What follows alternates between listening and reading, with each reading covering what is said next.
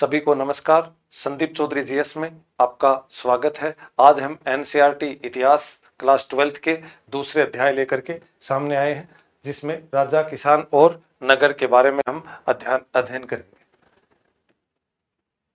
इस अध्याय के अंदर अपन लगभग 600 ईसा पूर्व से लेकर के 600 ईस्वी के मध्य की घटनाक्रमों के बारे में जानने का प्रयत्न करेंगे। और ये जो संपूर्ण जो पढ़ाया हुआ जो अपना पूरा का पूरा जो पीडीएफ फॉर्मेट में आपको टेलीग्राम के चैनल के ऊपर उपलब्ध करा दिया जाएगा। तो इसी प्रकार हम ये जो पूरा जो आज की जो कक्षा का अध्ययन है 600 ईसा पूर्व से लेकर के 600 ईस्वी पूर्व के पाठ में हमने हड़प्पा सभ्यता के बारे में या विभिन्न प्रकार की जो प्रारंभिक ईंटें, मनके और अस्थियां पहले पाठ के अंदर, जिसमें मूल रूप से हड़प्पा सभ्यता और छोटा मोटा वैदिक सभ्यता के बारे में जानकारी हासिल करी थी। अब 600 ईसा पूर्व के आसपास में जब हड़प्पा सभ्यता सर्वप्राचीन सभ्यता, हमारे भारत की गौरवपूर्ण सभ्यता, और उसके बाद में जो भी घटनाक्रम होता है 600 ईसा पूर्व के आसपास में क्या होता है कि छोटे छोटे जनपद हैं वो महाजनपदों के अंदर बदलना शुरू होते हैं। क्योंकि छोटे छोटे जनपदों का मतलब एक प्रकार से अपन समझ सकते हैं कि छोटा कबीला, और इन्होंने एक दूसरे पर आक्रमण करके और वो शक्तिशाली बनते चले गए और उन्होंने एक बड़े व्यापक और बड़े बड़े साम्राज्य का रूप ले लिया। इसी प्रकार इस पाठ के अंदर अपन 16 महाजनपद और किस प्रकार राजा, किस प्रकार वहां के जो किसानों की स्थिति, किसानों के मुख्य कार्य, साथ में नगरों का विकास, क्योंकि हमने देखा कि सबसे पहले हमने हड़प्पा सभ्यता को पढ़ा तो उसके अंदर लगभग 1900 से लेकर 2600 से लेकर के 1900 के मध्य के काल के बारे में पढ़ा। फिर उसके बीच में वैदिक सभ्यता जो पूर्णतः ग्रामीण सभ्यता थी, हड़प्पा सभ्यता नगरीय सभ्यता थी। उसके बाद में क्या होता है, जैसे छोटे छोटे जनपद हैं वो महाजनपदों में परिवर्तित होते जाते हैं और उन महाजनपदों के माध्यम से अनेक नए राज्यों, नए राजाओं का, नए नगरों का और नई एक अर्थव्यवस्था का विकास होना शुरू होता है। तो इस पाठ के अंदर हम आरंभिक राज्य कौन कौन से अस्तित्व में आए, उसके बाद में उनकी अर्थव्यवस्था का आधार क्या रहा, इन सब चीजों के बारे में जानने का प्रयत्न करेंगे। हड़प्पा के बाद का काल है ये। मूल रूप से हमने देखा कि हड़प्पा के बाद में अनेक प्रकार के महाजनपद हैं वो बनते हैं, उनके बाद का काल है। हड़प्पा सभ्यता के बाद 1500 वर्षों में उपमहाद्वीप में विभिन्न भागों में महत्वपूर्ण विकास हुए। हड़प्पा सभ्यता जैसे 1900 ईसा पूर्व के आसपास पतन होना शुरू होता है, लगभग 1300 तक आते आते हड़प्पा के लगभग सभी जो स्थल हैं वो पूरे के पूरे नष्ट होने शुरू हो जाते हैं। उसके बाद सिंधु नदी के किनारे ऋग्वेद की रचना हुई। ऋग्वेद मतलब क्या निकला इसका, वैदिक सभ्यता का आगमन हो गया। वैदिक सभ्यता का आगमन हो गया।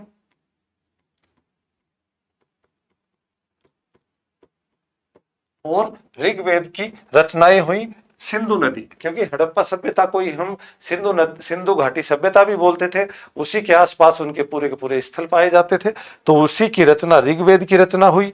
उत्तर भारत, दक्कन और कर्नाटक में कृषि बस्तियां अस्तित्व में आई। उत्तर भारत के अंदर,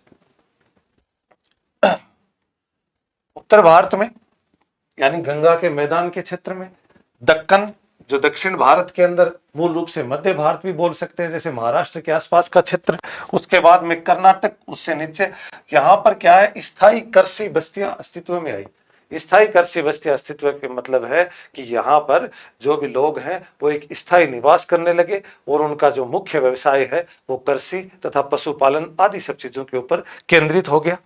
दक्कन और दक्षिण भारत में चारावाह बस्तियों के प्रमाण मिलते हैं। इसी समय के 600 ईसा पूर्व के आसपास के जो दक्कन और दक्षिण भारत का जो क्षेत्र है वहां पर पशुपालन के हैं वो भी साक्ष्य मिलते हैं।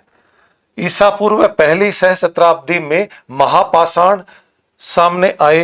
महापाषाण का मतलब है, पाषाण का मतलब है पत्थर और महापाषाण का मतलब है बड़े बड़े पत्थरों का एक ढांचे, इस तरह की चीजें, समूह के साथ लोहे के उपकरण। तो लोहे का विकास होना शुरू हो जाता है। लोहा है वो मूल रूप से उत्तर वैदिक काल यानी लगभग 700 ईसा पूर्व के आसपास लोहे की खोज होनी शुरू हो जाती है उत्तर वैदिक काल में। और इसी में हमने पूर्व के पाठ में भी हमने पढ़ा था कि मगध उत्कर्ष का एक महत्वपूर्ण कारण था कि मगध में लोहे की खानों का मिलना। तो वो भी मतलब लगभग 6ठी शताब्दी ईसा पूर्व है, 7वीं शताब्दी ईसा पूर्व के आसपास लोहे का प्रयोग हो जाता है।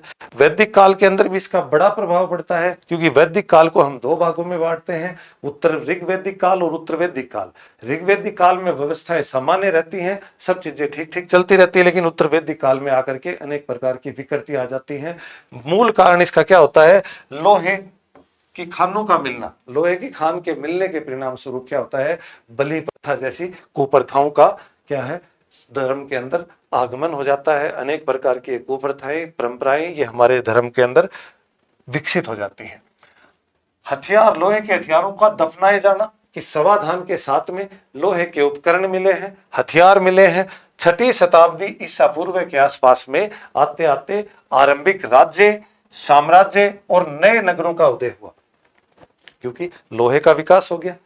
हमने देखा कि मगध के अंदर पूर्व का पाठ में भी हमने पढ़ा कि लोहे की खानें मिलते ही मगध क्या है, सबसे शक्तिशाली राष्ट्र बना। उसके बाद में अवंती, ऐसे मतलब अनेक प्रकार के जो 16 महाजन हैं, महाजन पद हैं, 16 महाजन पदों का विवरण मिलता है। वो सारे के सारे इसी प्रकार क्या है, वो बड़े अपने अपने शक्तिशाली केंद्रों में परिवर्तित होते गए और नए राजा हैं वो इन जगह के ऊपर उनका अस्तित्व होना शुरू हुआ। इतिहासकार इन विकासों का आकलन अभिलेख, ग्रंथ, सिक्के और चित्रों के माध्यम से करते हैं। इतिहासकार जब इतिहास का पूरा लेखा जोखा करते हैं, पूरा इतिहास का निर्माण करते हैं, तो वो अनेक प्रकार के संसाधनों को प्रयोग में लेते हैं, उन संसाधनों को देखते हैं, उनका सूक्ष्मता से, गहनता से विश्लेषण करते हैं, उनके तथ्यों का अध्ययन करते हैं। तात्कालिक समय में जो अभिलेख लिखे गए हैं, क्योंकि 6ठी शताब्दी ईसा पूर्व के आसपास से लेकर के और जहां तक सम्राट अशोक का काल आता है, सम्राट अशोक का 269 या 268 ईसा पूर्व से 231 ईसा पूर्व के मध्य उनका शासन, और उस समय में अनेक अभिलेख लिखे गए। तो उन अभिलेखों के आधार पर इतिहासों का निर्माण करते हैं।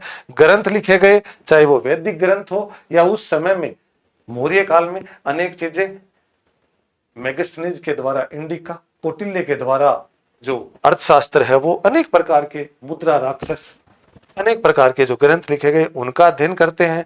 तात्कालिक समय में जो सिक्के मिले हैं, सिक्के, चांदी के सिक्के या तांबे के सिक्के मिले हैं, तात्कालिक समय के अंदर आहत सिक्के मिलते थे। मूल रूप से कोई भी एक बड़ी कोई टकसाल नहीं हुआ करती थी, वो मतलब थोक पीट करके उनको गढ़ करके ही बनाए जाते थे ऐसे सिक्के। और तात्कालीन समय में गुहालेख मिले हैं, गुफाओं के अंदर चित्र मिले हैं या चित्रों का वर्णन मिला है, उनसे क्या करते हैं इतिहासकार है, वो इतिहास का निर्माण करते हैं। प्रिंसेप और पियदसी, प्रिंसेप और पियदसी दोनों का मतलब है, प्रिंसेप क्या है, ब्रिटिश उपनिवेश या ब्रिटिश शासन, भारत के अंदर जो ब्रिटिश जो उपनिवेश, हमारा भारत उपनिवेश रहा था, उस दौरान जब ब्रिटिश शासन यहाँ चल रहा था, उसमें जेम्स प्रिंसेप नामक एक अंग्रेज अधिकारी हुआ करता था। उसने क्या किया था, जेम्स प्रिंसेप ने 1830 के दशक में, 1830 के दशक के अंदर लगभग 1838 में 1838 में ईस्ट इंडिया कंपनी का एक अधिकारी था जेम्स प्रिंसेप, जिसने ब्राह्मी और खरोष्टी दोनों लिपियों का अर्थ निकालना शुरू किया। क्योंकि जो अशोक के जो भी अभिलेख या शिलालेख, स्तंभ लेख, जो भी लेख लिखे गए थे उनके, उन लेखों को 3 भाषाओं में, मतलब भाषा तो प्राकृत थी लेकिन लिपियां 3 तरह की थी। ये 3 तरह की लिपियां कौन सी थी? अफगानिस्तान के अंदर जो लिखे गए, अफगानिस्तान में तो अरेमाइक लिपि,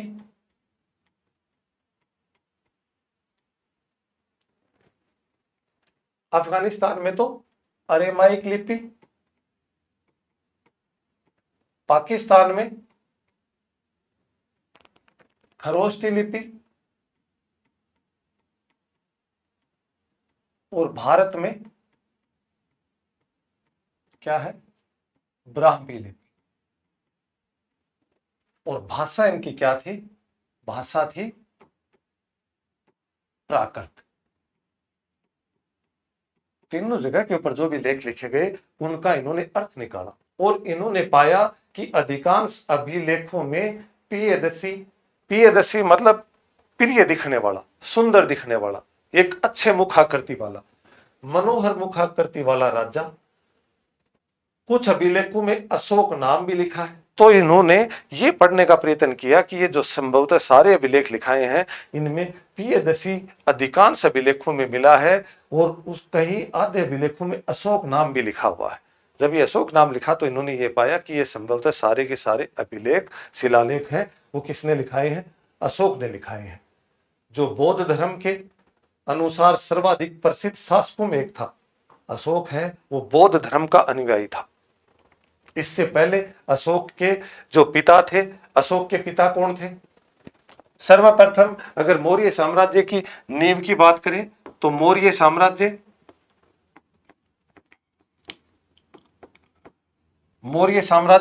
चंद्रगुप्त मौर्य के द्वारा, चंद्रगुप्त मौर्य ने इसकी नींव रखी थी। कब? 321 ईसा पूर्व में। चंद्रगुप्त मौर्य के बाद में इनका बेटा बनता है शासक, कौन? बिंदुसार। और बिंदुसार कब बनता है? यह बनता है 298 ईसा पूर्व में। और फिर 298 से फिर तीसरा शासक कौन बनता है? अशोक। और ये अशोक कब शासक बनता है? वैसे तो ये 298 से लेकर के 273 ईसा पूर्व तक इसका शासनकाल रहता है, लेकिन ये माना जाता है कि अशोक ने 273 से लेकर के 269 तक 4 वर्षों तक अपने 99 भाइयों को मार करके शासन हासिल किया था।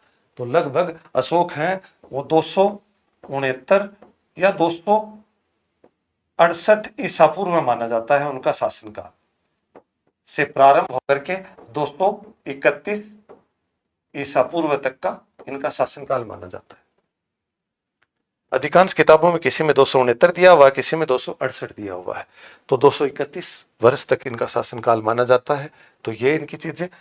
अब अभिलेख शास्त्र का महत्व, जो अभिलेख लिखा गया, अभिलेखों का जो अध्ययन किया जाता है, उस विधि को अभिलेख शास्त्र कहा जाता है। इनमें शोधों में आरंभिक भारत के राजनीतिक इतिहास को नई दिशा मिली, कि भारत का जो तात्कालिक राजनीतिक इतिहास है उसको एक प्रकार से खोज में इसकी नई इतिहास मिली। भारत और यूरोपियन विद्वानों ने विभिन्न भाषाओं के अभिलेख और ग्रंथों, भारत के और यूरोपियन कौन? जब हमारे यहाँ पर ब्रिटिश हुकूमत जब हमारे यहाँ पर राज करी थी तो वो सारे यूरोपियन हैं। तो इन दोनों ने मिलकर के इन भाषा और अभिलेख और ग्रंथ और इनके जो प्रमुख राजवंश हैं उनकी वंशावलियों की पुनर्संरचना की, क्योंकि यूरोपियन थे, उनको ये हमारी जो प्राकृत भाषा, ब्राह्मी लिपि, खरोष्टी लिपि आदि की जानकारी नहीं थी। 20वीं सदी के आरंभ तक उपमहाद्वीप के राजनीतिक इतिहास की एक सामान्य चित्र तैयार हो गया। कब? 20वीं सदी के आरंभ में, मतलब 1910, 1915, 1920 के आसपास तक एक हमारे इतिहास का एक पूरा क्रमबद्ध रूप से उसका लेखा जोखा भारतीय जो इतिहासकार थे उनसे मिलकर के यूरोपियनों के द्वारा तैयार कर लिया गया। विद्वानों ने राजनीतिक परिवर्तन और आर्थिक परिवर्तन, सामाजिक विकास आदि के बीच के संबंधों को खोजने का प्रयत्न किया कि किस प्रकार से वहां की राजाओं की राजनीतिक व्यवस्था थी, प्रजा के साथ उनके संबंध कैसे थे, उनके बाद में यहाँ की जो आर्थिक स्थिति कैसी थी, मुख्य व्यवसाय क्या था, नगरों का विकास कैसे हुआ, व्यापारिक गतिविधियां कैसे होती थी, धार्मिक आस्थाएं कैसी थी। ये सारे के सारे जो भी प्रश्न है इनको लगभग तक उन्होंने सुलझाने का प्रयास किया। अभिलेखों के अध्ययन को अभिलेख शास्त्र कहा जाता है। अभिलेखों का जो अध्ययन है इसको अभिलेख शास्त्र कहा जाता है। 16 महाजनपद इस समय तक 6ठी शताब्दी ईसा पूर्व से लेकर के और 6ठी शताब्दी ईस्वी के मध्य की लगभग 1200 वर्षों का ये घटनाक्रम अपन पढ़ रहे हैं। इसके अंदर क्या है? शुरुआत में 16 महाजनपद, छोटे छोटे जनपदों को मिला करके बड़े बड़े महाजनपदों का निर्माण हुआ। जैसे मान लो छोटे एक उदाहरण लें कि छोटा सा एक गांव है, मान लो वो कबीला है, और जब वो शक्तिशाली बना तो बगल के गांव पर आक्रमण किया, उसको अपने अधीन ले लिया, फिर और बगल के गांव पे आक्रमण किया, अपने अधीन ले लिया। इस तरह छोटे छोटे गांव, मतलब छोटे छोटे जनपद, उनको मिला करके बड़े बड़े साम्राज्य का निर्माण किया। और उन साम्राज्यों में सबसे शक्तिशाली मगध साम्राज्य कहा जाता है। तो 16 जो महाजनपद है, इसका जो विवरण है वो अपने को किस में मिलता है? बोध ग्रंथ, बोध ग्रंथ अगुंतर निकाय में, अगुंतर निकाय में, और जैन ग्रंथ, जैन ग्रंथ भगवती सूत्र में। इन दोनों के अंदर हमारे को तत्कालीन समय के 16 महाजनपदों का पूरा विवरण मिलता है कि 16 महाजनपद दोनों में ही बताए गए हैं, क्योंकि दोनों ही जैन तथा बौद्ध दोनों ही धर्मों का या दोनों ही जो संप्रदाय हैं इन दोनों का ही विकास है वो 6ठी शताब्दी ईसा पूर्व के आसपास हुआ था, महात्मा बुद्ध और महावीर स्वामी के द्वारा। जैन अपेक्षाकृत काफी पुराना माना जाता है, क्योंकि महावीर स्वामी 24वें तीर्थंकर थे, तो उससे पहले तीर्थंकर से इसकी प्रक्रिया शुरू हो जाती है, लेकिन इसको प्रकाश में लाने का श्रेय है वो महावीर स्वामी को जाता है। तो इस प्रकार इन दोनों ही धर्मों के अंदर 16 महाजनपदों का विवरण है। महाजनपद कितने हैं? 16। 6ठी शताब्दी ईसा पूर्व में आरंभिक राज्य, नगर, लोहे के बढ़ते प्रयोग, सिक्के, बौद्ध तथा जैन दार्शनिक विचारधाराओं के विकास के काल को माना जाता है। बौद्ध और जैन ग्रंथों में 16 महाजनपदों का उल्लेख है। बौद्ध तथा जैन ग्रंथों के अंदर मैंने पहले ही बताया, वज्जी, मगध, कौशल, कुरु, पांचाल, गांधार, अवंती, ये थोड़े से बड़े, महत्वपूर्ण तथा अपेक्षाकृत शक्तिशाली थे।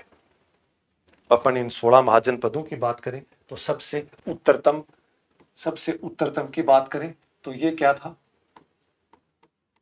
कंबोज, वर्तमान में कहां पर है? अफगानिस्तान के अंदर। उससे थोड़ा नीचे आए तो ये क्या है? गांधार।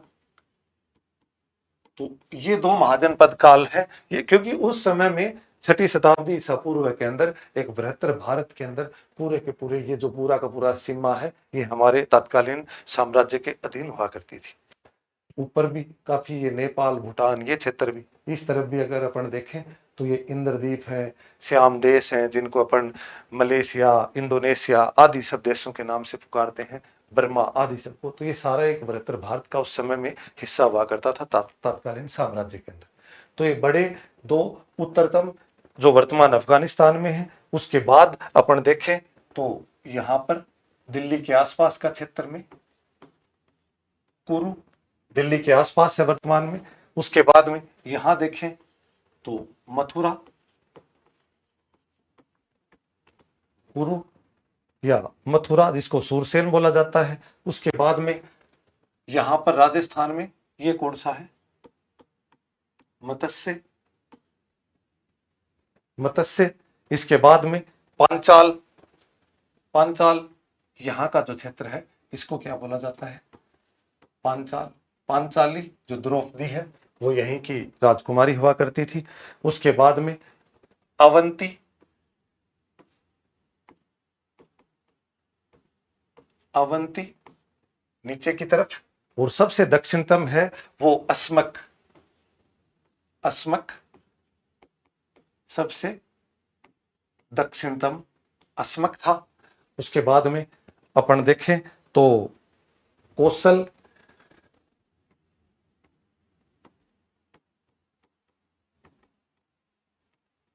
काशी, काशी, कौशल और काशी। उसके बाद में वत्स, वत्स। उसके बाद में अपन देखें तो मल, वज्जी, मगध। यहां पर क्या था? मल। फिर यहां पर वज्जी, और ये वाला जो क्षेत्र था इनके यहां बीच में ये कौन सा है? मगध। और फिर उसके बाद में अपन सबसे पूर्व की तरफ में देखें तो क्या था? अंग। ये कौन सा है? अंग।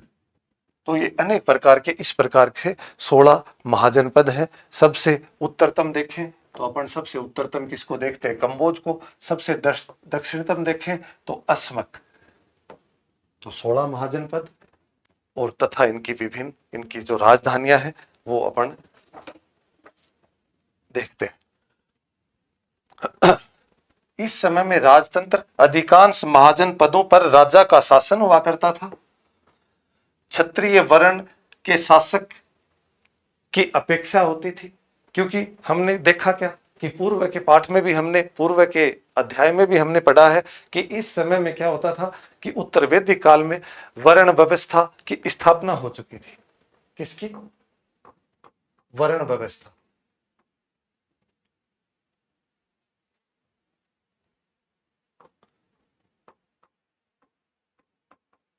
वर्ण व्यवस्था, वर्ण व्यवस्था के अंदर क्या थे?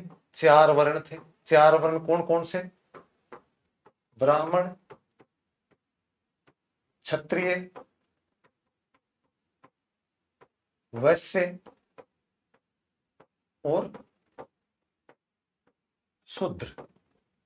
ब्राह्मण जिसको सबसे प्रथम दर्जा दिया गया था, उसके बाद में क्षत्रिय, उसके बाद में वैश्य और शूद्र जिनको सबसे निम्न स्थान के ऊपर रखा गया था। तो ये चारों वर्ण व्यवस्थाओं के अनुसार क्या होता था कि ब्राह्मण जिसका और चारों वर्णों के अनुसार समाज में इनके द्वारा किए जाने वाले कार्यों का विभाजन कर दिया गया था कि समाज में कौन क्या काम करेगा। ब्राह्मण है वो ज्ञान देना लेना, यज्ञ करवाना, दान लेना, दान देना आदि सब चीजें, पढ़ने पढ़ाने से संबंधित सारे के सारे, यज्ञ करवाना, अनुष्ठान करवाना, ये सब चीजें। वही क्षत्रिय धर्म का काम क्या था? राजकार्य,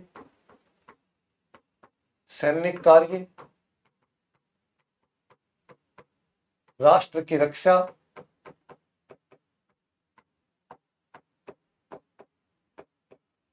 और वैश्य धर्म का काम क्या था? कृषि, पशुपालन और व्यापार। कृषि, पशुपालन और व्यापार। और शूद्र का काम क्या था? उपरोक्त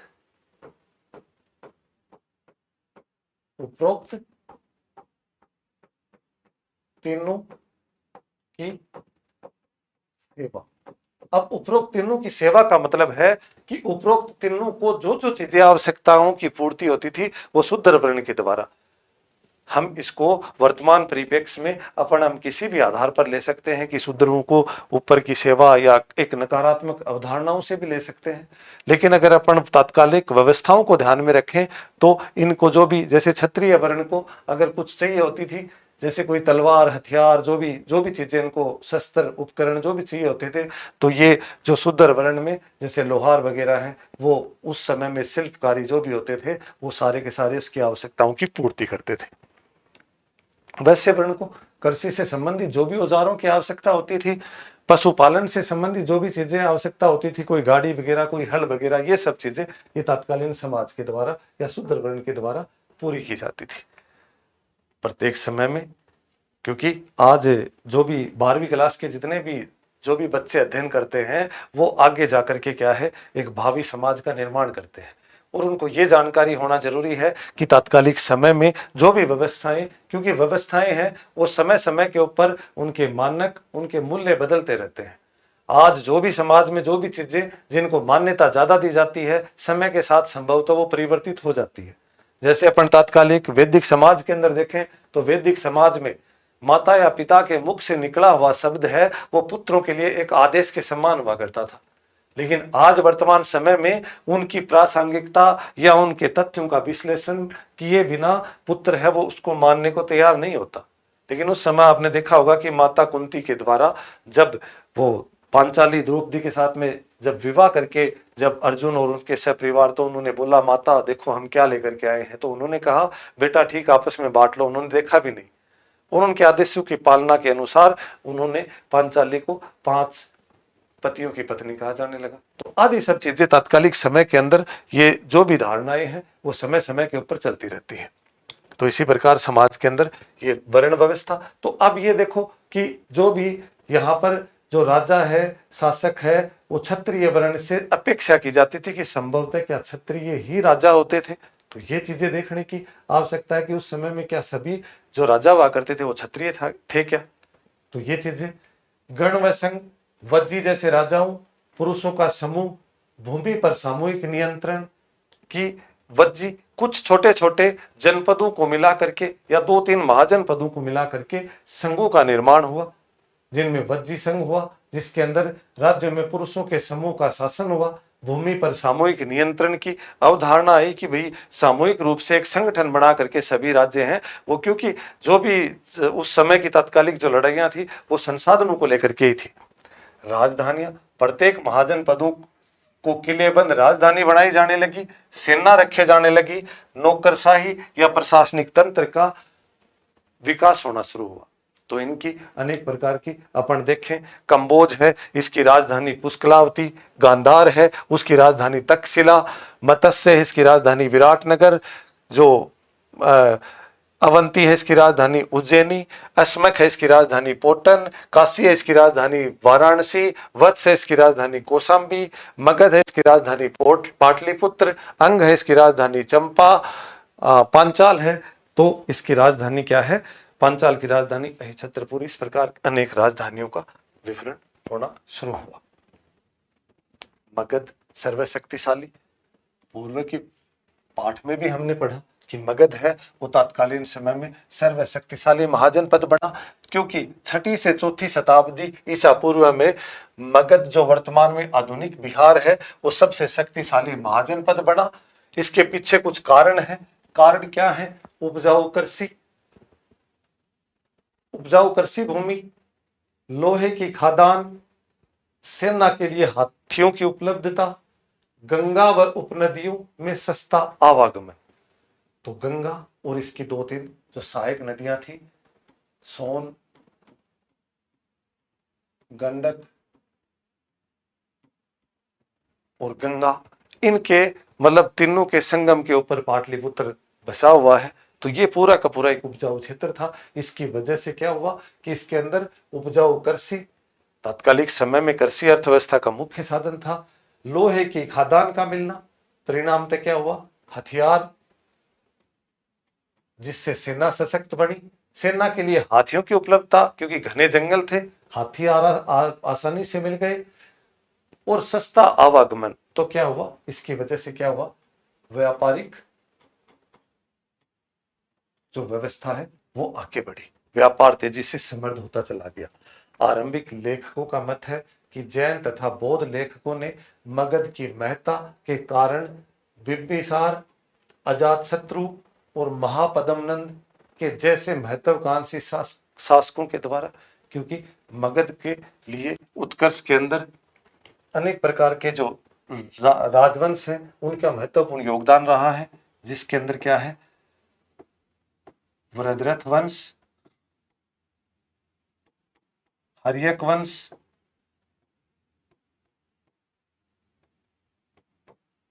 वृद्धरथ वंश, हर्यक वंश, शिशुनाग वंश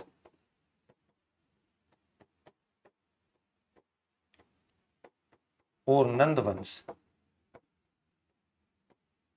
ये सब महत्वाकांक्षी तगड़े शासक हुए। और उनके बाद में मौर्य वंश आ गया। नंद वंश को हटा करके, घनानंद को हटा करके चंद्रगुप्त मौर्य के द्वारा मौर्य वंश की स्थापना की गई। तो ये जो राजवंश थे, इनके महत्वाकांक्षी राजा बिंबिसार, अजातशत्रु, महापद्मनंद आदि महत्वपूर्ण राजा थे, जिनके कारण ये साथ में इनकी राजधानियां, राजगाह, शुरू में इसको राजगाह या राजगीर बोला जाने लगा, बाद में इसकी राजधानी है वो पाटलिपुत्र बोला जाने लगा, जिसको राजाओं का घर इनकी राजधानी थी। 4ठी शताब्दी ईसा पूर्व में इसको पाटलिपुत्र है, जो आधुनिक पटना बिहार की जो वर्तमान में राजधानी है उसको, वो इसकी राजधानी बनी। गंगा के मार्ग के ऊपर महत्वपूर्ण इसकी स्थिति के कारण ये क्या है, इस महाजनपद का और भी ज्यादा महत्व बढ़ता चला गया। मौर्य साम्राज्य एक आरंभिक साम्राज्य। मौर्य साम्राज्य, क्योंकि इन जैसे मैंने पूर्व की स्लाइड में बताया 4 राजवंशों के बाद में नंद वंश को हटा करके मौर्य साम्राज्य की नींव पड़ी। साम्राज्य का विस्तार है वो चंद्रगुप्त मौर्य ने 321 ईसा पूर्व में शासन अफगानिस्तान और बलूचिस्तान तक फैला दिया। चंद्रगुप्त मौर्य ने, सेल्यूकस निकेटर है जो ऊपर से अफगानिस्तान या जो मध्य एशिया का जो शासक हुआ करता था, उसका जो शासन है वो अफगानिस्तान, सिंध आदि तक फैला हुआ था। तो उस क्षेत्र का सेल्यूकस निकेटर को सेल्यूकस निकेटर को हराकर अपना जो साम्राज्य है वो अफगानिस्तान, हेरात, कंधार आदि, अराकोसिया, केन आदि क्षेत्रों तक अपना विस्तार कर लिया। इनको हराने के बाद 305 ईसा पूर्व में इनके मध्य युद्ध हुआ था, 305 ईसा पूर्व में। और सेल्यूकस निकेटर को हराने के बाद चंद्रगुप्त मौर्य है, उसकी शादी है सेल्यूकस निकेटर की पुत्री हेलेना कार्लेनिया से हुई। साथ में उन्होंने अफगानिस्तान का क्षेत्र, और अफगानिस्तान में भी हेरात, अराकोसिया, केन आदि मतलब कुछ प्रांत हैं, वो इनको दिए। उसका पुत्र अशोक है, उसने कलिंग जो आधुनिक उड़ीसा है उसके ऊपर, कलिंग के ऊपर 261 ईसा पूर्व में कलिंग का युद्ध हुआ। शासन ग्रहण करने के 9वें वर्ष में अशोक ने 268 या 69 ईसा पूर्व के आसपास में शासन ग्रहण किया। उसके 8वें 9वें वर्ष में कलिंग है, उसके ऊपर चंद्रगुप्त मौर्य है, वो शासन ग्रहण नहीं कर पाया था। वरतर भारत का निर्माण मौर्य साम्राज्य के समय में पड़ा। मौर्य साम्राज्य ने बहुत लंबे क्षेत्र के ऊपर राज किया, जो वर्तमान भारत में सबसे अधिक मतलब संभवतः माना जाता है। ऐतिहासिक स्रोतों के आधार पर यूनानी राजदूत मेगस्थनीज है, उसका विवरण मेगस्थनीज ने इंडिका लिखी जिसके अंदर मौर्य साम्राज्य का विवरण मिलता है। कौटिल्य या चाणक्य ने अर्थशास्त्र लिखी, जो एक राजनीति की किताब थी। राजनीति मतलब किसी राजा को कैसे राज करना चाहिए, एक राजा के उत्तरदायित्व क्या हैं, एक राजा को अपनी प्रजा के लिए किस किस प्रकार से कार्य, तो राजनीति की किताब थी अर्थशास्त्र कौटिल्य के द्वारा। तत्कालिक समय में जैन तथा बौद्ध और पौराणिक ग्रंथ हैं, वो महत्वपूर्ण स्रोत हैं, क्योंकि चंद्रगुप्त मौर्य जैन धर्म के अनुयायी थे, सम्राट अशोक है वो बौद्ध धर्म के अनुयायी थे, और इनका जो चंद्रगुप्त मौर्य का पुत्र है जो बिंदुसार है वो आजीवक धर्म से संबंधित था। तो तीनों दादा, बेटा और पोता तीनों ही अलग अलग धर्म से संबंधित हैं। तो इनके समय की जो भी ऐतिहासिक जो धार्मिक ग्रंथ हैं उनसे हमारे को जानकारी मिलती है। अशोक के पाषाण और स्तंभ लेख सर्वाधिक मूल्यवान है। अशोक ने अनेक प्रकार के अभिलेख, शिलालेख, वरत लेख, स्तंभ लेख वो लिखवाए, तो वो सबसे महत्वपूर्ण है। अशोक के पहले सम्राट थे जिन्होंने प्राकृतिक पत्थरों पर, पोलिस स्तंभों पर संदेश लिखवाए। एक प्रकार से राजाज्ञा थी, राजाज्ञा मतलब राजा के द्वारा आज्ञा दी गई थी अपने किनको, अधिकारियों को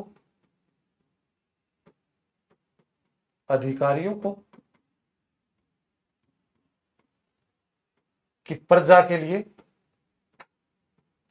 लिए किस तरह कार्य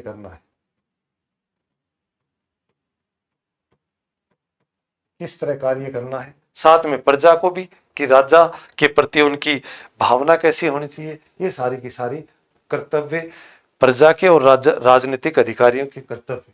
और धर्म का प्रचार का मतलब है कि एक कर्तव्य, एक व्यक्ति मतलब एक राजा का प्रजा के प्रति कर्तव्य और प्रजा का राजा के प्रति कर्तव्य। तो धर्म का मतलब था सीधा, धर्म का मतलब धर्म नहीं है, लेकिन धर्म का सीधा सा मतलब क्या है, कर्तव्य, कि इन दोनों के मध्य आपस में कर्तव्य क्या है, कि राजा है वो प्रजा के कल्याण के लिए काम करे और प्रजा भी राजा को पिता तुल्य माने। इस तरह की चीजें इसमें लिखा हुआ है कि बड़ों का आदर करना, उदारता करना, दासों से अच्छा व्यवहार करना, अन्य धर्मों का सम्मान करना, धार्मिक सहिष्णुता रखना, अगर किसी धर्म के अंदर बुराइयां हैं तो भी उसकी आलोचना न करने के बाद उसकी जो अच्छाइयां हैं उनके बारे में गुणगान करना या उनके बारे में उनको प्रोत्साहित करना, साथ में अपने धर्म को हमेशा निरंतर उत्थान करने के लिए प्रयासरत रहना। मौर्य साम्राज्य का जो प्रशासन है वो किस तरह से काम करता था ये अपन बताने का प्रयत्न करेंगे। 5 प्रमुख राजनीतिक केंद्र थे। राजधानी पाटलिपुत्र में 4 प्रांतीय केंद्र थे, जिसमें जैसे सबसे उत्तर के अंदर क्या था, उत्तर में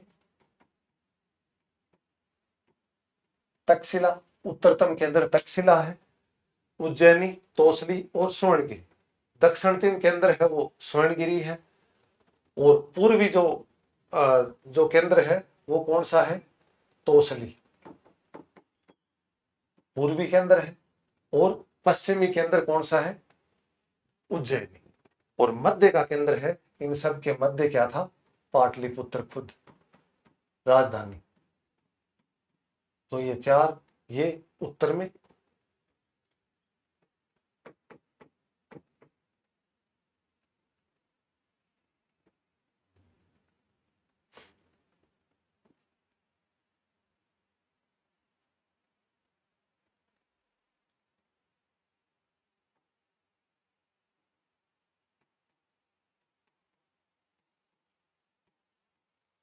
तक्षशिला ये कहां पर है?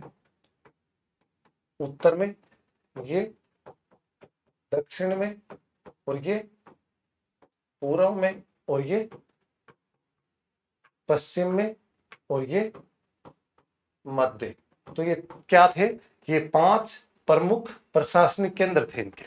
इनसे यहां से पूरा का पूरा प्रशासन चलता था।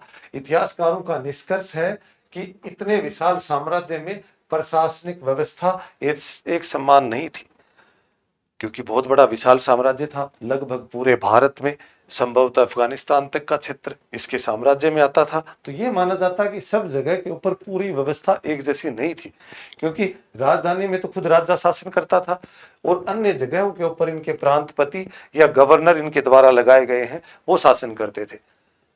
राजधानी से काफी दूरी होने के कारण संभवतः यह माना जाता है कि सही तरह से एक ही एकीकृत शासन चलना शायद संभव नहीं होगा। सैन्य संगठन, मेगस्थनीज जिसने इंडिका लिखी है, चंद्रगुप्त मौर्य के दरबार में थे, सेल्यूकस निकेटर के राजदूत के रूप में।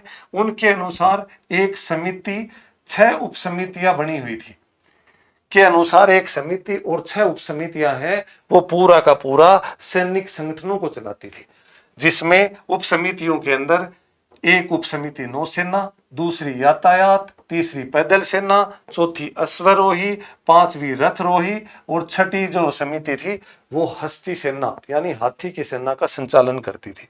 तो 6 समितियां, पहली नौसेना की, दूसरी जो पैदल या यातायात से संबंधित थी, तीसरी है वो जो पैदल सेना है उससे संबंधित, चौथी थी वो अश्वरोही मतलब घुड़सवार से संबंधित, 5वीं रथरोही जो सेना के अंदर रथ चलाते थे उनसे संबंधित, और 6ठी है वो हाथियों से संबंधित। तो 6 उप समितियां थी। अधिकारी वर्ग नदियों की देखरेख, भूमि का मापन यानी मापतोल करके, कर की वसूली, अब विभिन्न व्यावसायिक समूह का निरीक्षण करते थे।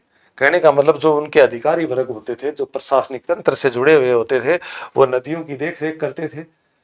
नदियों के आसपास के दोआब के क्षेत्र के अंदर वो प्रशासनिक जो भूमि का मापन करते थे कि कौन सी भूमि है उससे हम राजस्व इकट्ठा कर सकते हैं। राजस्व मतलब कर, जो हमारी पैदावार हो रही है उसका एक हिस्सा हमारे को राजा को देना होता है। किसके कारण? क्योंकि राजा हमारी रक्षा करता है, इस आधार पर। तो ये सब चीजें, कर की वसूली, विभिन्न व्यवसायिक समूह मतलब कोई भी व्यवसायिक समूह जो व्यवसाय करते थे, जो व्यापारी वर्ग होते थे, उनको एक जगह से अपने व्यापार को निर्बाध रूप से दूसरी जगह ले जाने के लिए वो उनको भी एक कर लागू करते थे। तो वो सारा का सारा अधिकारी वर्ग देखते थे। धर्म का प्रचार करना, साम्राज्य को अखंड बनाए रखने के लिए धम्म महामात्र नामक एक अधिकारियों की नियुक्ति की जाती थी।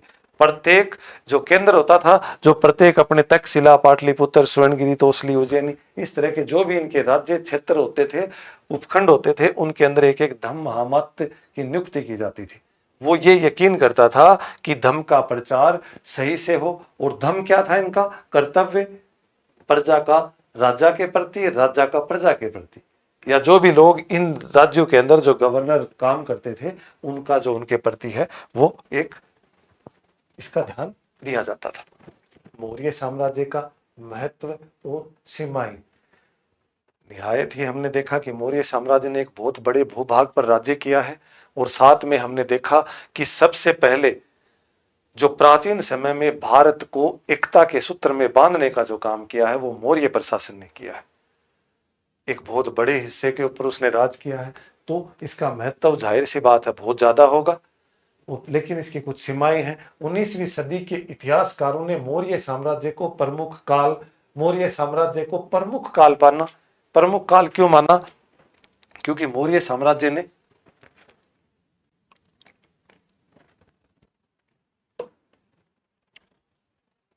इतिहास के अंदर इसका एक महत्वपूर्ण स्थान माना गया है मौर्य साम्राज्य का। मौर्यकालीन पुरातत्व, मूर्तिकला, अद्भुत कला के प्रमाण थे, क्योंकि मौर्य काल में पुरातत्व मतलब हम देखते हैं कि अशोक चंद्रगुप्त मौर्य का सुगांग महल पाटलिपुत्र के अंदर लकड़ी का एक अद्भुत कला का, जिसको फाहियान ने कहा था कि देवताओं से निर्मित है ये, मतलब ये मान सकते हैं कि देवताओं की तरह एक बहुत ही मतलब एक अच्छा महल, मूर्तिकला। इसके समय में अनेक जो भी मंदिर या बौद्ध धर्म से संबंधित जो भी स्तूप आदि का जो निर्माण हुआ, वो बहुत ही कला के एक मतलब बहुत ही अच्छा पोलिसदार पत्थरों का, साथ में जो अभिलेख लिखे गए इसके समय में, उन अभिलेखों के अंदर एक बहुत ही अच्छी पोलिसदार मतलब उनको तैयार करके आज भी वो मतलब वैसे के वैसे हैं। इतने पुराने होने के बाद भी, 2,500 से 3,000 वर्ष पुराने होने के बाद भी आज भी वो उनके अंदर चमक है, वो वैसी की वैसी है। तो ये कला, जाहिर सी बात है, कला के क्षेत्र में भी इन्होंने बहुत अच्छा काम किया। सम्राट अशोक के अभिलेख अन्य शासकों से भिन्न, विनम्र और सार्वभौमिक थे। अन्य शासकों ने जो भी कोई अभिलेख या लेख्य प्रमाण मिलते हैं, उनकी तुलना में जो अशोक के द्वारा जो भी कुछ लिखा गया था, अभिलेख, शिलालेख, गुहालेख या स्तंभ लेख आदि में जो भी कुछ लेख लिखे गए थे, वो अन्य राजाओं की तुलना में विनम्र थे। मतलब इसके अंदर इन्होंने क्या किया है कि प्रजा को ये चीज करनी चाहिए, ये मतलब इस तरह का उद्धरण किया है इनके अंदर कि एक आदर्श चीजों को शामिल करने का आदेश नहीं दिया, एक प्रकार से इस तरह की एक अपील की है इन्होंने कि इस तरह की चीजें हमें करनी चाहिए। तो ये कहने का मतलब एक विनम्रता का एक और सार्वभौमिकता का प्रतीक है, क्योंकि पूरे के पूरे क्षेत्र में जहां जहां पर शिलालेख या अभिलेख मिले हैं, सभी जगह की जो शैली है, भाषा है, वो एक जैसी मिली है। 20वीं सदी में राष्ट्रवादी नेताओं ने भी अशोक से प्रेरणा का स्रोत माना है। वर्तमान समय में जो राष्ट्रवाद की जो संकल्पना, ये अवधारणा है, वो तेजी से बढ़ रही है और होनी ही चाहिए। तो ये सारी चीजें हैं। उन्होंने भी एक अशोक को ये मानना है कि उन्होंने उस समय में ईसा पूर्व की 3री शताब्दी ईसा पूर्व में पूरे राष्ट्र को एकता के सूत्र में बांध करके रखा था। तो उनसे हमें आज भी प्रेरणा लेनी चाहिए और पूरे राष्ट्र को एकता के सूत्र में बांधने का प्रयत्न निरंतर करना चाहिए। हमें अपने कर्तव्यों का पूर्ण रूप से कर्तव्यों का पालन करना चाहिए। सीमाएं क्या है? इन अभिलेख या जो भी साक्ष्य मिले हैं, इनकी प्रत्येक चीजों की एक सीमाएं होती हैं। तो इनकी सीमाएं क्या है? यह साम्राज्य मात्र 150 वर्षों तक, मौर्य साम्राज्य 321 से लेकर के 185 ईसा पूर्व के मध्य रहा, मात्र 150 साल ही रहा। लेकिन इसने भारत के एक लंबे भूभाग, 72 भारत के मतलब पाकिस्तान, अफगानिस्तान, बर्मा, नेपाल, भूटान आदि सब क्षेत्रों को, श्रीलंका आदि मतलब कुछ बहुत से लंबे क्षेत्र तक इसने राज किया। तो 150 वर्षों तक चला। उपमहाद्वीप के सभी क्षेत्रों तक तो नहीं फैल पाया, क्योंकि बीच में आपने देखा होगा कि चंद्रगुप्त मौर्य बड़े क्षेत्र पर राज किया, लेकिन कलिंग को नहीं जीत पाया।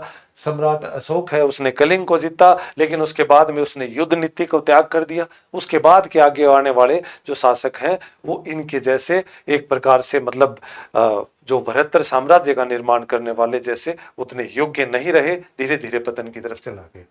तो कहने का मतलब इतना छोटे सी सीमा, साम्राज्य की सीमा के भीतर नियंत्रण एक सम्मान नहीं था। 2री शताब्दी ईसा पूर्व तक आते आते कई भागों में नए शासक और रजवाड़े स्थापित होने लगे। तो मैंने बोला कि मौर्य साम्राज्य जैसे मुख्य राजा चंद्रगुप्त मौर्य, बिंदुसार और अशोक, और उसके बाद में जो इनके बाद आने वाले जो उत्तरवर्ती राजा थे, वो उतने मतलब योग्य नहीं रह पाए। उन्होंने अपने शासन को, इतने जो बड़ा साम्राज्य था, उसको संभाल पाना उनके लिए मुश्किल हो गया था। तो जिन जिन क्षेत्रों में उन्होंने गवर्नर नियुक्त किए थे, उन गवर्नरों ने खुद को स्वतंत्र शासक घोषित कर दिया। जिन जिन सामंतों को नियुक्त किया था, उन्होंने अपने आप को स्वतंत्र घोषित कर दिया। अशोक के अभिलेखों में उसकी कलिंग विजय की वेदना परिलक्षित होती है। अशोक ने तोसली के अंदर एक शिलालेख लिखवाया था, जो अन्य शिलालेखों से उसकी जो भावना है, उसकी जो शैली है, वो भिन्न मिली है। इसके अंदर हल्का सा उसने एक मतलब अपने आप को एक दुख प्रकट करने की एक मतलब अपने आप को दुख, ऐसे शब्दों का इस्तेमाल किया जिसमें उसको दुख सा हुआ कि कलिंग युद्ध की पीड़ा है वो उसको अंदर ही अंदर से खाई जा रही थी। तो इस तरह की चीजें उन्होंने ऐसे शब्दों का इस्तेमाल किया। तो ये एक प्रकार की वेदना को परिलक्षित करता है। 1.5 लाख निष्कासित, 1 लाख मारे गए, इसके बाद धर्म के प्रचार में लीन हो गए। कहने का मतलब इस कलिंग के युद्ध में लगभग 1.5 लाख के आसपास लोग वहां से वो क्षेत्र छोड़ करके भाग गए, 1 लाख के आसपास लोग मारे गए। उसके बाद में इस धर्म के बाद में वो खुद अपने आप को परिवर्तित करते हैं और युद्ध नीति को त्याग करके धम्म नीति का अनुसरण करते हैं। तो इस तरह की चीजें इन्होंने देखने को मिलती हैं।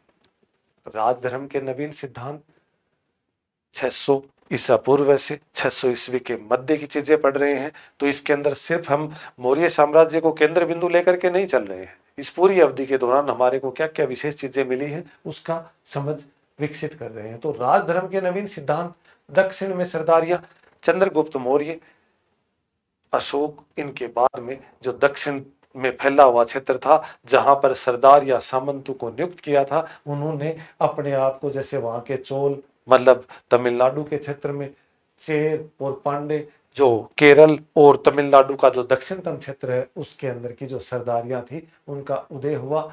ये समर्थ और स्थायी रही। सरदार भेंट लेते थे, समर्थकों में वितरित करते थे। कहने का मतलब सामंत व्यवस्था का एक प्रारंभिक स्वरूप मान सकते हैं हम इसको, कि वहां पर उस समय के राजाओं के द्वारा अपने सामंत नियुक्त कर दिए गए और वो जो समृद्ध क्षेत्र होने के कारण वो एक अलग वर्ग का एक उत्थान होना शुरू हुआ। कुषाण शासक खुद को देवपुत्र की उपाधि दी जाने लगी। देवपुत्र मतलब देवता का पुत्र। एक राजा को अपने आप को देवता के समकक्ष या देवता के तुल्य माना जाने लगा। जैसे तात्कालिक समय में मिस्र के राजाओं ने अपने आप को स्वर्ग पुत्र कहा था, उसी प्रकार कुषाण शासक कनिष्क, विम कडस्फिस, तुजुल कडस्फिस आदि अनेक जो शासक थे उन्होंने अपने आप को देवपुत्र की उपाधि धारण करने की, कनिष्क उपाधि धारण की। मथुरा के माट नामक गांव के अंदर देव स्थान पर विशालकाय कनिष्क की मूर्ति मिली है, जिसमें उसने शिवम को देवतुल्य बताने का प्रस्तुत किया है। मतलब देवता की तरह एक विशाल मूर्ति मिली है और उस मूर्ति के अंदर अपने आप को एक सौम्यता के आधार पर ऐसा दिखाने का प्रयत्न किया कि वो एक बहुत बड़ा एक मतलब भगवान की तुलना के समकक्ष है। इसी समय में क्योंकि 380 के आसपास में गुप्त साम्राज्य का उदय हो चुका था, तो चौथी शताब्दी ईसा पूर्व में ईस्वी में गुप्त साम्राज्य सामंतों पर निर्भर था।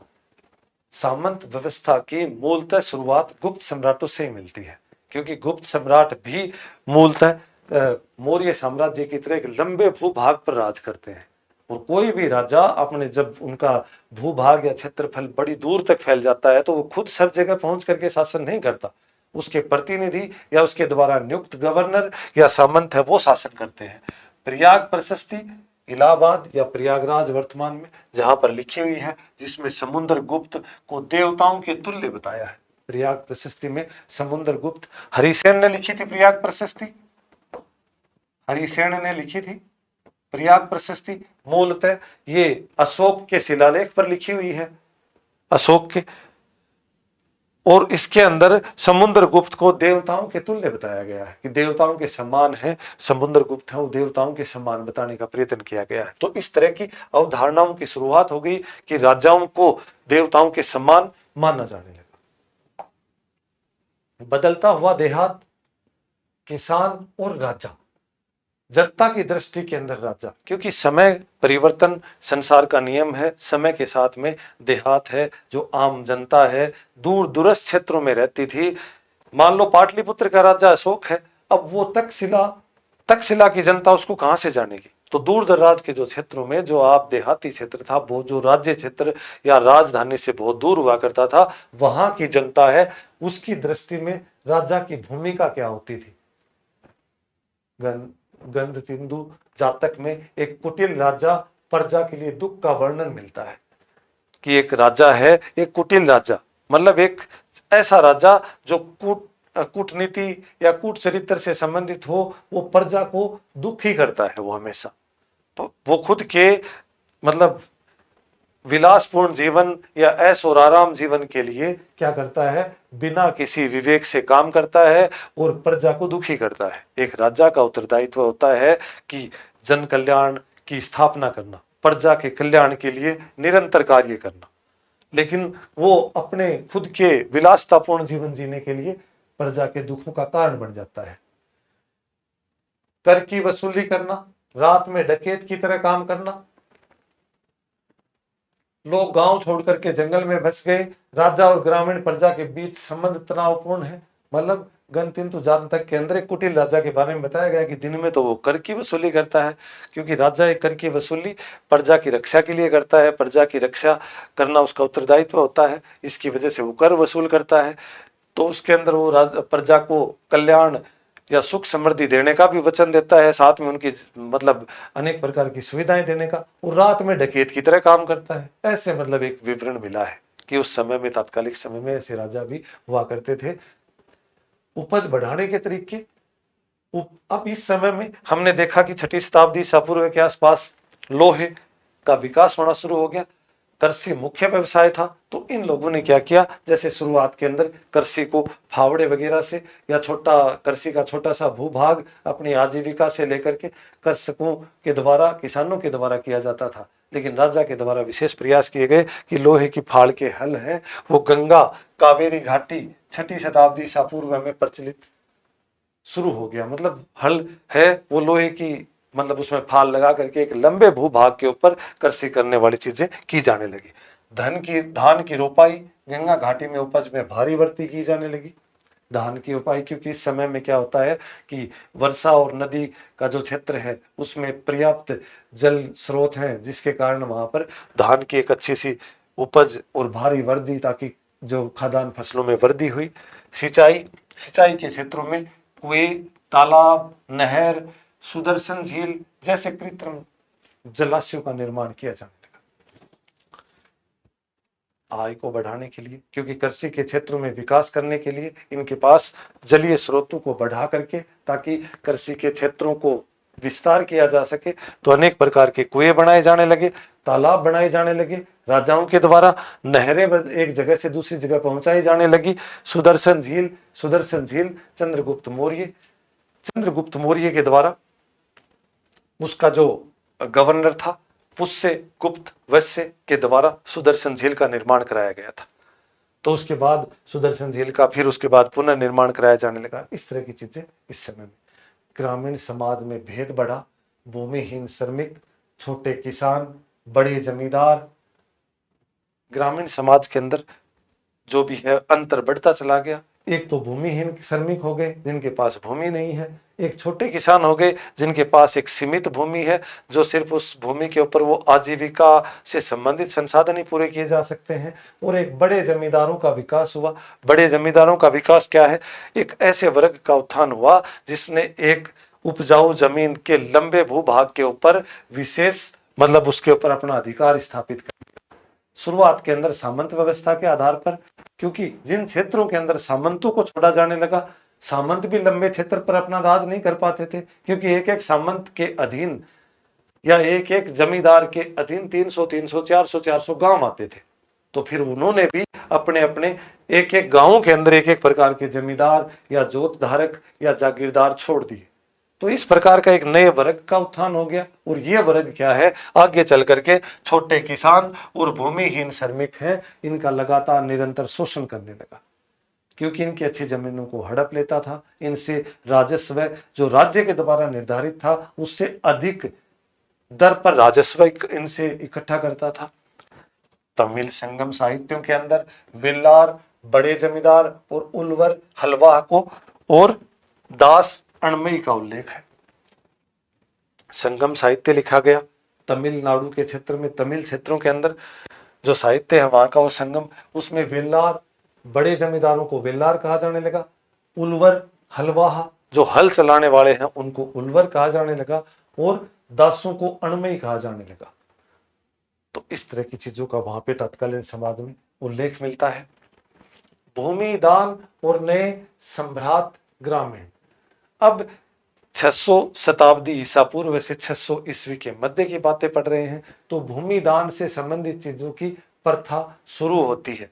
सर्वप्रथम ईस्वी के आरंभिक शताब्दियों में भूमि दान के प्रारंभ प्रमाण जो मिलते हैं, अधिकांश ताम्र पत्रों पर दान प्राय धार्मिक संस्थानों या ब्राह्मणों को दिया जाता था। तत्कालीन समय में जो पुरोहित वर्ग था, जो ब्राह्मण वर्ग था, या जो धार्मिक संस्थान के रूप में किसी धर्म विशेष के लिए जिस संस्थान ने बना रखा हो, कोई ऐसा जैसे मंदिर वगैरह आदि के लिए दान दिया जाता था कि एक भूमि दान कर दी गई जिसके ऊपर कोई राजस्व नहीं लिया जाएगा। और कभी कभी मंदिरों को या ब्राह्मणों को पूरा का पूरा गांव दान में दे दिया जाता था। गांव दान में देने का मतलब है कि उस गांव से जो भी राजस्व प्राप्त होगा वो उस मंदिर, धार्मिक संस्थान या संबंधित ब्राह्मण है वो ही उससे आजीविका अपनी पूरी करेगा। तो ऐसे ऐसे ताम्र पत्रों के अंदर लिखित साक्ष्य मिलते हैं। ऐसी भूमि अग्रहार कहा जाता था, जिसको छोटे प्रश्न है पूछा जाता है कई बार कि धार्मिक संस्थानों या ब्राह्मणों को कर मुक्त भूमि दी जाती थी, उसको क्या कहा जाता था?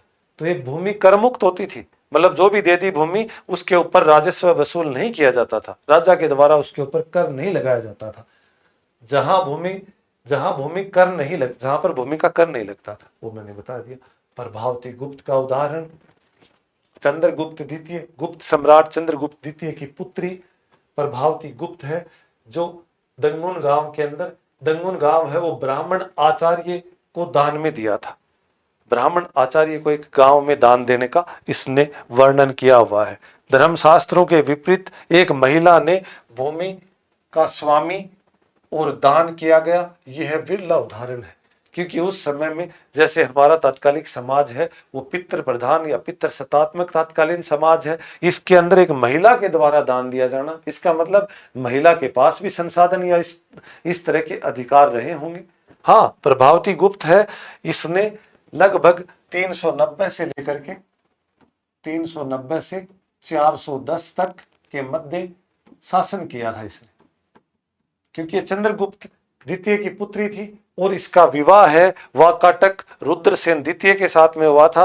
और वाकाटक रुद्रसेन द्वितीय की मृत्यु होने के कारण इसने अपने छोटे जो पुत्र हैं वो जब तक 18 वर्ष की आयु पूर्ण नहीं कर पाए, उनके संरक्षक के तौर पर इसने शासन किया था। इनके दो पुत्र थे, दिवाकर सेन और परवर सेन, दो पुत्र थे, तो उनके संरक्षण में इसने क्या किया था? शासन किया था। तो ये एक प्रकार का एक विरला उदाहरण है। ये कहने का मतलब इस तरह के जो अधिकार हैं वो महिलाओं को नहीं हुआ करते थे तात्कालिक समाज। इतिहासकारों में मतभेद। कुछ इतिहासकार मानते हैं कि भूमिदान कृषि को नए क्षेत्रों को प्रोत्साहित करने के लिए रणनीति थी। अन्य का कहना है कि दुर्लभ होते हुए राजनीतिक प्रभुत्व का संकेत था। राजाओं ने भूमिदान से समर्थन जुटाया।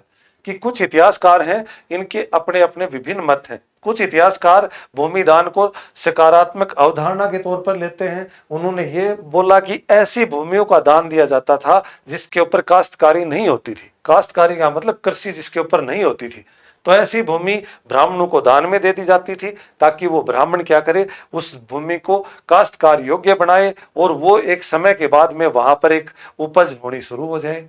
क्योंकि वो बंजर पड़ी भूमि है, अगर उसको आपने किसी को दान दे दिया और उसको ये बोल दिया कि इसके ऊपर राजस्व नहीं लगेगा, तो वो अपने हिसाब से अपनी काश्तकारी में बढ़ाएगा उसको ताकि उपज अधिक से अधिक हो। तो कुछ लोग तो ये मानते कि राजा ये चाहते थे कि कृषि भूमि, जो कृषि का क्षेत्र है वो बढ़े। कुछ ये मानते थे कि दुर्लभ होते राजनीतिक प्रभुत्व का संकेत था, क्योंकि हमारे प्राचीन समय से ही आपने देखा है कि धर्म का प्रभाव रहा है। राजा हैं वो अधिक से अधिक धार्मिक या देव स्थान का निर्माण करते थे, और जो राजा अधिक से अधिक मंदिर या जो भी धार्मिक स्थल बनाते थे वो राजा प्रजा के लिए बहुत ही मतलब एक ऊंचा स्थान प्राप्त करते थे। प्रजा वो सोचती थी कि हमारा राजा हमारा कितना ध्यान रखता है, ताकि कितने देवीय स्थान बना रहा है हमारे लिए। तो ये भी एक राजा क्या है, प्रजा का एक समर्थन जुटाने का एक प्रयास करता था, ताकि राजा अधिक से अधिक मतलब उस राजा भी प्रजा का मतलब एक हितैषी बना रहे और प्रजा भी उसके प्रति हमेशा सहिष्णु रूप से आगे प्रक्रिया करती रहे। नगर एवं व्यापार महाजन पद काल के दौरान या 600 शताब्दी ईसा पूर्व से 600 शताब्दी ईस्वी के मध्य विभिन्न प्रकार के नगर और व्यापारिक समूह का विकास हुआ। 6ठी शताब्दी ईसा पूर्व में उपमहाद्वीप में नगरों का विकास हुआ। अधिकांश नगर महाजन पदों की राजधानी थे, जो मैंने पूर्व में भी बताए कि सबसे ऊपर अपन कंबोज, पुष्कलावती, उसके बाद कंधार, तक्षशिला, मगध, पाटलिपुत्र, उज्जैन, अवंती, कुरु, इंद्रप्रस्थ आदि जो भी इनकी राजधानियां थी वो ही सबसे बड़े बड़े नगर बने। संचार मार्गों के किनारे बसे हुए थे। ये अधिकांश क्या है, कुछ तो नदी के मार्गों के पास बसे हुए थे और कुछ उत्तरापथ और दक्षिणापथ नामक एक दो व्यापारिक मार्ग बने हुए थे। जो पाटलिपुत्र से तक्षशिला तक जाता है वो उत्तरापथ है, और पाटलिपुत्र से उज्जैनी, अवंती और फिर दक्षिण की तरफ जाता है उसको दक्षिणापथ कहते हैं। ये व्यापारिक मार्गों के ऊपर बसे हुए थे और प्रत्येक नगरों का एक विशेष प्रकार का महत्व हुआ करता था। वो नगर किसी न किसी विशेषता को लेकर के चले हुए थे। कोई धार्मिक विशेषता के आधार पर, कोई उपज के आधार पर विशेषता, आदि सब व्यापारिक आधार पर इनका विकास हुआ था। नदी तट पर नगर पाटलिपुत्र हमने देखा ही है कि गंगा, सोन, गंडक आदि 3 नदियों के संगम पर स्थित है, तो नदी मार्ग है।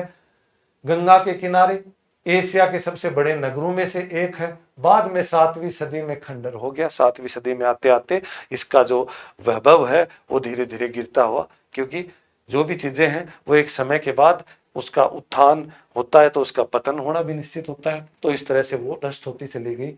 उसके बाद भूमार्ग पर स्थित उज्जैनी और मथुरा व्यवसायिक, सांस्कृतिक और राजनीतिक गतिविधियों को जीवन।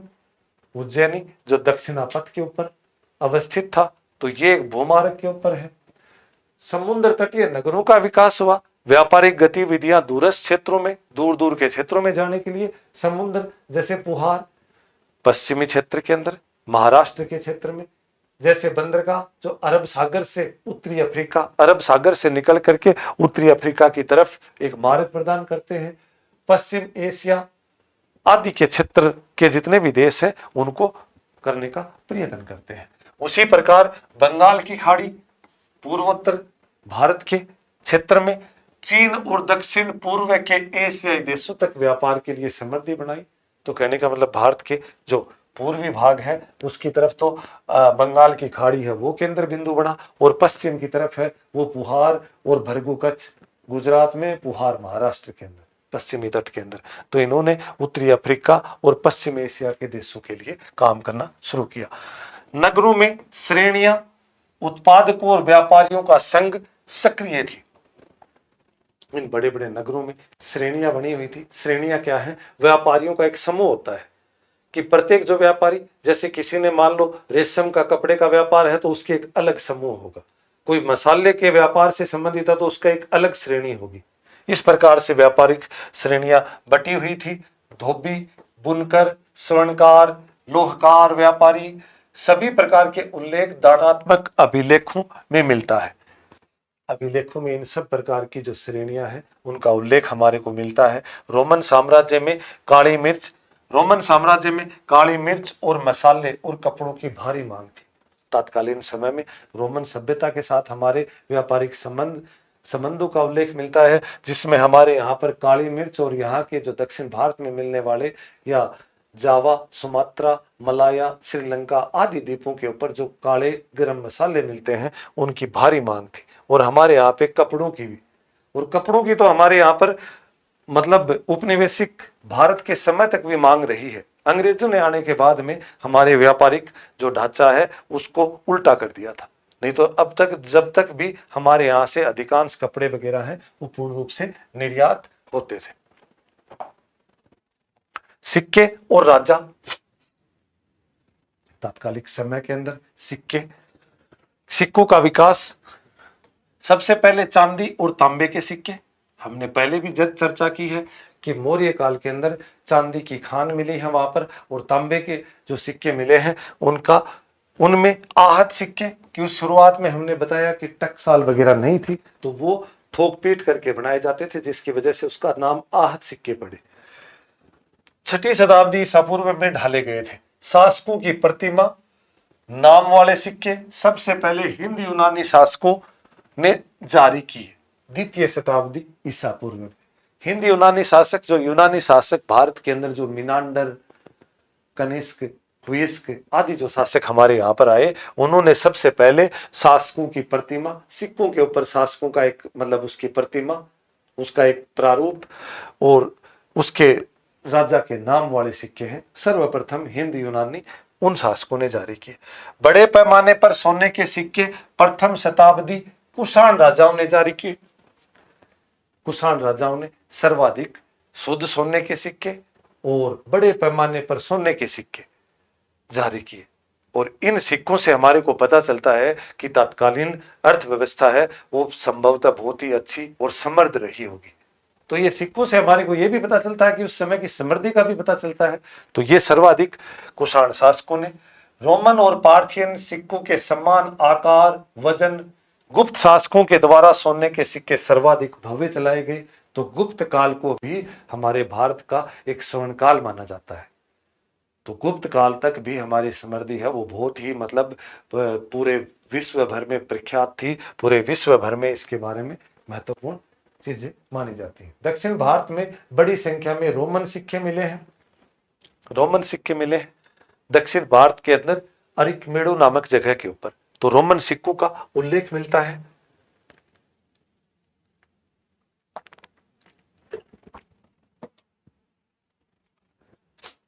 जिससे हमारे को यह पता चलता है कि दक्षिण भारत के साथ में हमारा जो व्यापारिक गतिविधियां हैं वो रोमन के साथ सीधी थी। अरिकमेडो नामक जगह के ऊपर से ये व्यापारिक सिक्के हमारे को मिलते हैं।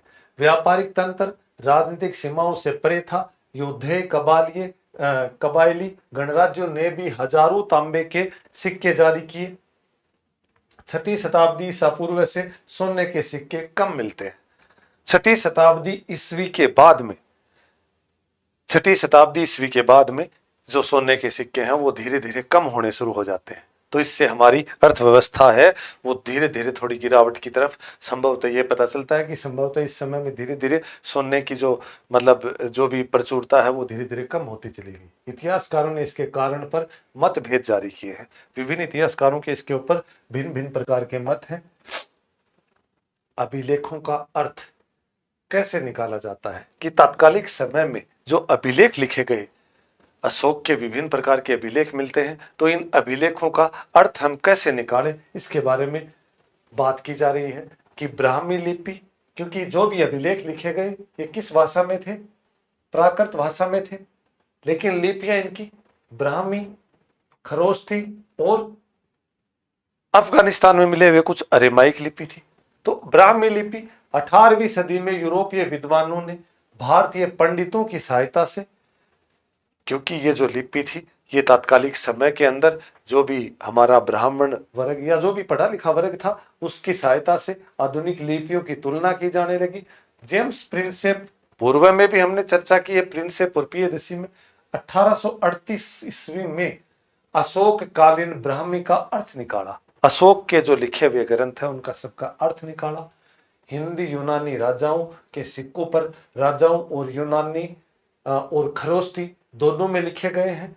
यूनानी और खरोष्टी में द्विभाषीय मतलब ग्रंथ मिलते हैं। इनके अंदर द्विभाषीय हिंद यूनानी राजाओं के सिक्कों पर दो भाषा हो गई, एक तो कौन सी हो गई? खरोष्टी हो गई, एक यूनानी हो गई। दोनों को मिला करके लिखा गया है। तो इससे लिखा जाने वाले विद्वानों ने अक्षरों से मेल और लिपि को पढ़ा और जाना। तो इससे यह पता चलता है कि यूनान के साथ हमारे बेहतरीन संबंध हुआ करते थे।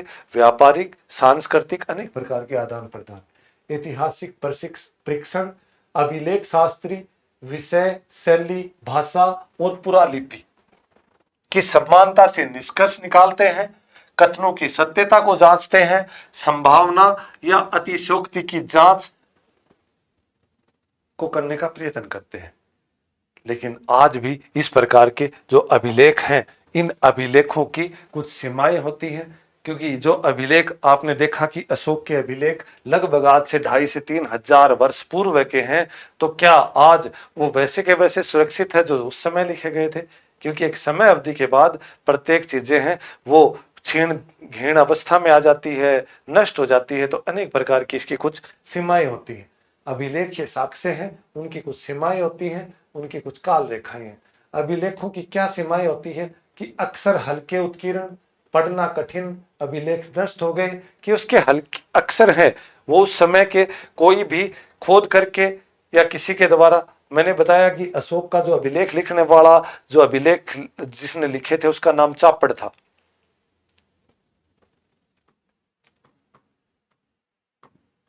अभिलेख लिखा था ये इसी ने अभिलेख, इसका नाम आता है कि प्रत्येक अभिलेखों के अंदर एक चापड़ नामक किसी लेखक का नाम आता है कि भाई इसने लिखे थे। तो अब इसने लिखे थे वो जो भी अभिलेख थे वो पत्थरों से कटाई करके खोद करके इस तरह से लिखे थे। तो उनको एक समय के बाद में पढ़ना कठिन हो गया, क्योंकि उतने गहराई से नहीं लिखे हुए, और लिखे भी गए हैं तो 2,500 से 3,000 वर्षों के बाद में उनके ऊपर संभवतः जो भी अपशिष्ट पदार्थ है वो जम करके उतना बेहतर नहीं। ज्यादातर अभिलेख नष्ट हो गए। मान लो किसी अभिलेख में 14 लेख लिखे हैं या 8 लेख लिखे हैं या 10 लेख लिखे हैं, उसमें से 6 ही पढ़ पाने योग्य हैं, 2 नष्ट हो गए, 3 है वो टूट गए, इस तरह की चीजें। तो इनसे पूरा अर्थ निकालना मुश्किल हो जाता है। शब्दों का वास्तविक अर्थ सदैव स्पष्ट नहीं, क्योंकि उस समय में किन शब्दों को, किन चीजों को, किन मान्यताओं को, किन मूल्यों को प्राथमिकता दी जाती थी, आज वो मान्यता, मूल्य, वो सारे के सारे वर्तमान में है या नहीं, वो भी सबसे बड़ी समस्या है। तीसरा है, हजारों अभिलेखों का अर्थ अभी तक नहीं निकाला गया, कि बहुत से अभिलेख ऐसे हैं जिनका अर्थ अभी तक भी स्पष्ट नहीं हो पाया है। तो ये है, दैनिक जीवन में, खेती की प्रक्रियाओं में उल्लेख नहीं है। अभिलेख केवल बनाने वालों के विचार व्यक्त करते हैं, क्योंकि जो अभिलेख तात्कालिक समय में लिखे गए वो सिर्फ राजाओं के परिप्रेक्ष्य में लिखे गए, आम जन साधारण के बारे में उनका कोई विवरण नहीं है, जिससे ये नहीं पता चलेगा कि तात्कालिक समय की अर्थव्यवस्था का मूल आधार क्या था, जनता कैसी थी, जनता की दशाएं कैसी थी, वहां की व्यवस्था कैसी थी, अब वहां का जो जीवन स्तर कैसा था। तो सारे जो भी उनके जो मतलब सारे के सारे जो भी पहलू हैं उनको जान पाना संभवतः उस समय मुश्किल रहा होगा। प्रमुख काल रेखाएं, 600 ईसा पूर्व में महाजन पदों का निर्माण हुआ, आहत सिक्के बने, नगरीकरण का विकास हुआ।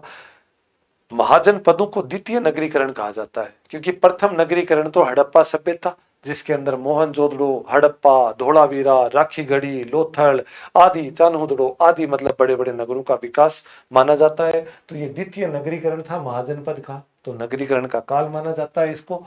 321 ईसा पूर्व के अंदर चंद्रगुप्त मौर्य का राज्यारोहण, किसको,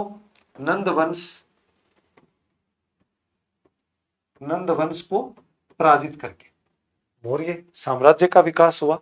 अशोक 268 से 231, कुछ किताबों में 269 भी मिलता है, लेकिन 268 अशोक का शासन, 231 तक।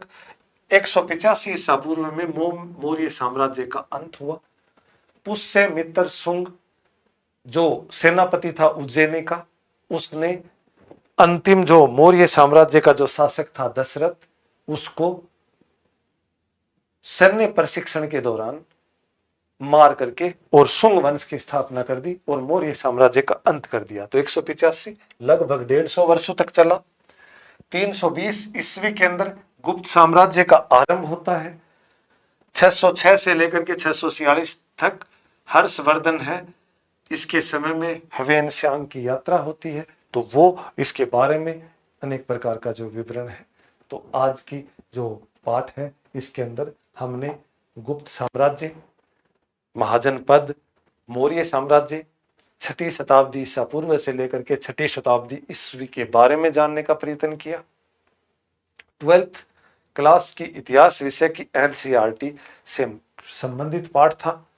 मूल रूप से किसी भी बड़े एग्जाम के लिए हमारे को अगर एक आधार मजबूत करना है तो एनसीईआरटी अध्ययन बहुत ही ज्यादा जरूरी है। वो चाहे आप 12th के बच्चों के लिए लगा लो, क्योंकि उनके तो सिलेबस में ही है, और अन्य बड़ी से बड़ी जो एग्जाम है, यूपीएससी संबंधित जो भी एग्जाम है, उसमें भी एनसीईआरटी की भूमिका महत्वपूर्ण होती है। तो एनसीईआरटी का अध्ययन तो एक प्रकार से किसी भी कंपटीशन की परीक्षा देने से पहले हमें अनिवार्य रूप से करना है। इससे हमारी क्या है, समझ विकसित होती है। अगर तथ्यों की बात करें तो तथ्य तो मात्र इसमें अन्य एग्जामों की तुलना में मात्र 10% मिलेंगे, लेकिन इससे हमारा जो मूल है, हमारा जो आधार है, वो मजबूत होता है। तो एनसीईआरटी का अध्ययन बहुत ही जरूरी है, क्योंकि इससे हमारी मतलब समझने की क्षमता, हमारा एक पूरा बाहरी जो पूरा विवरण है वो देखने की, विश्लेषणात्मक अध्ययन की, तथ्यों की परखता, इन सब के महत्व को एक सारयुक्त प्रदान करता है। तो इस प्रकार से बहुत ही महत्वपूर्ण है। जो भी ये जो तथ्य हैं जो पीडीएफ के फॉर्मेट में टेलीग्राम चैनल पर आपको उपलब्ध करा दिए जाएंगे। चैनल को सब्सक्राइब करें, लाइक करें, शेयर करें, ताकि अधिक से अधिक बच्चों को इसका लाभ मिल सके, रिवीजन वर्क अधिक से अधिक हो सके तथा आपका एक बेस मजबूत बन सके। क्योंकि सबसे बड़ी बात है, 12वीं क्लास के बच्चे जब 12वीं क्लास से तुरंत बाहर निकलते हैं, उसके बाद जब ग्रेजुएशन में अनेक भर्तियां उनके सामने आ जाती हैं, चाहे वो 12वीं बेस की हो या फिर वो ग्रेजुएशन करते समय की जो तैयारियां हैं उससे संबंधित हो। तो इन सब चीजों के लिए क्या है, हमारे को इसका अध्ययन बहुत जरूरी है। साथ में 12वीं के जो बच्चे हैं उनके लिए ये एक प्रकार का रिवीजन का काम करेगा और लगभग 80 से 90% मार्क्स हैं इसी मतलब अध्ययन के द्वारा आप अर्जित कर सकते हो। साथ में आपकी समझ विकसित होगी। तो आपका बहुत बहुत धन्यवाद। चैनल को लाइक करें, सब्सक्राइब करें, शेयर करें। पीपीटी है जो भी आपकी पीडीएफ फॉर्मेट में टेलीग्राम के ऊपर उपलब्ध करा दी जाएगी। बहुत बहुत धन्यवाद।